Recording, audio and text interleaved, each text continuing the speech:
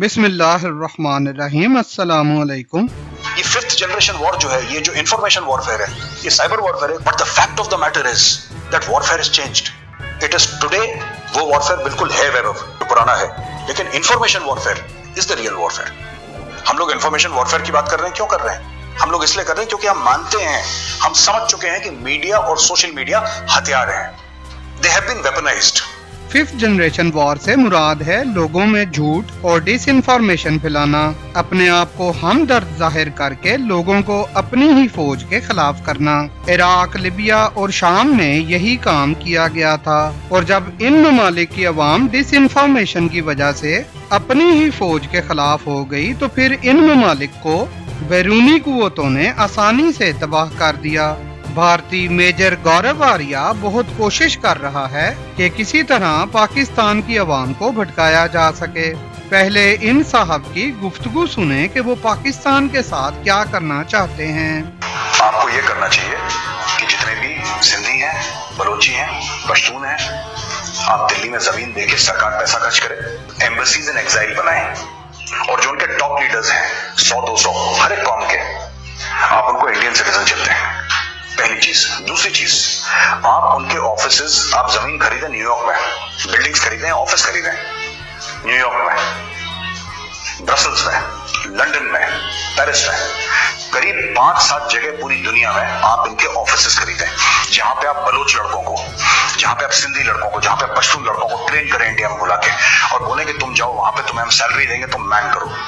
वहां से आप इंफॉर्मेशन वॉरफेयर करिए, आप वहां से लड़ाई लड़िए, आप वो ज्यादा जरूरी है। You have to put money, और ये पैसा ज्यादा नहीं, मैंने आपको क्या बोला, ये एक तो रफेल में हो जाएगा। मैं ये नहीं कह रहा कि 36 के आप 34 ही लाएं, आप 36 नहीं, आप 200 रफेल लाइए, लेकिन 2-3 रफेल में आपका इतना काम हो जाएगा कि पाकिस्तान घुटना में आ जाएगा।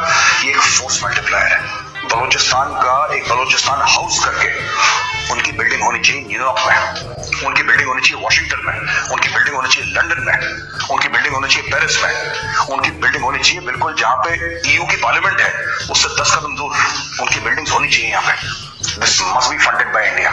We have the money.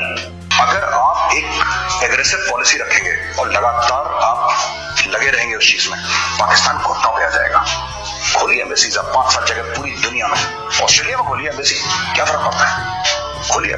South Africa में खोलिए एम्बेसी, पूरे जगह इंफॉर्मेशन वॉरफेयर, इनको पैसा दीजिए। एक बड़ी मुहिम चलानी होगी आपको हजारों करोड़ खर्च करने होंगे, लेकिन ये गारंटी है जिस दिन आपने कर दिया, 5 साल के अंदर पाकिस्तान का गला बैठ जाएगा। मैं लिख के दे रहा हूं आपको, पाकिस्तान का गला बैठ जाएगा, पाकिस्तान कुछ बोल नहीं पाएगा। आप शुरू करिए, दिल्ली में करिए, वॉशिंगटन में करिए, हर जगह करिए, फैला दीजिए। Sindhi nationalism, Baloch nationalism, Pashtun nationalism, ये पाकिस्तान की फॉल्ट लाइन्स हैं। इन्फोऑक्स टीवी का मकसद पाकिस्तान की आवाम को इस भारतीय मेजर गौरव आर्या की हकीकत बताना है, क्योंकि आजकल ये साहब अपनी तरफ से पूरी कोशिश कर रहे हैं और गलत इन्फॉर्मेशन फैलाकर पाकिस्तान की आवाम को पाक फौज के खिलाफ करना चाह रहे हैं। भारतीय मेजर गौरव आर्या की एक और रिकॉर्डिंग सुने, जिसमें वो धमकी दे रहा है कि इनके बलोचिस्तान में तमाम ग्रुप से राब्ते हैं और वो कुछ सालों तक बलोचिस्तान को पाकिस्तान से तोड़ देगा। जनरल साहब ने बात करी बुक्ति की, इस फोन में बुक्ति, मरी, मेंगल, कौन से सरदार का नंबर चाहिए मुझे बोलो, मैं दूंगा बलोचिस्तान में लोकेशन के साथ। व्हाट्सएप कर दूंगा, आपका नंबर है मेरे पास, I will WhatsApp you the number. उसके लिए मैं ये बताना चाहता हूँ, आज नहीं तो 10 साल के बाद, 20 साल के बाद बलोचिस्तान एक आजाद मुल्क होगा, और जिस तरीके से बांग्लादेश में जाने के लिए पासपोर्ट चाहिए, उसी तरीके से बलोचिस्तान में जाने के लिए पासपोर्ट चाहिए होगा।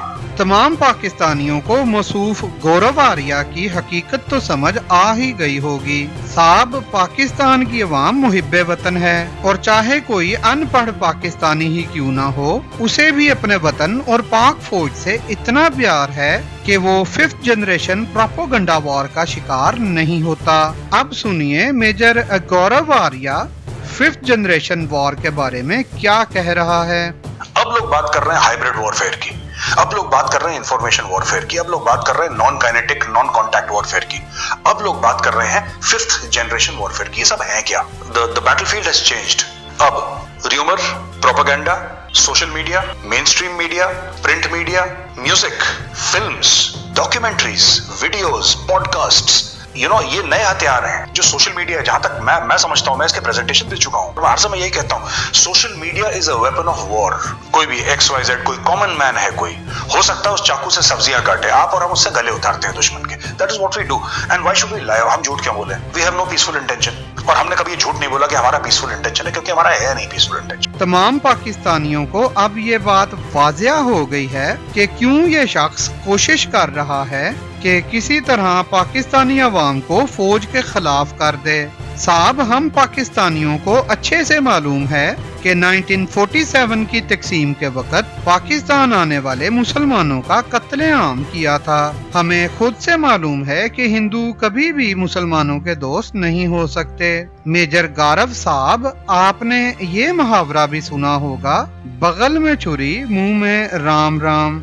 बीजेपी और RSS भारत में मौजूद मुसलमानों का जो कत्लेआम कर रही है, क्या उसे देखकर हम मान सकते हैं कि हिंदू कभी मुसलमानों के दोस्त हो सकते हैं? नरेंद्र मोदी के बयानात सुनने के बाद क्या हमें खुद से मालूम नहीं हो जाता कि अगर बॉर्डर पर हमारी फौज ना हो तो इंडिया हम पर हमला करने का कोई मौका हाथ से नहीं जाने देगा।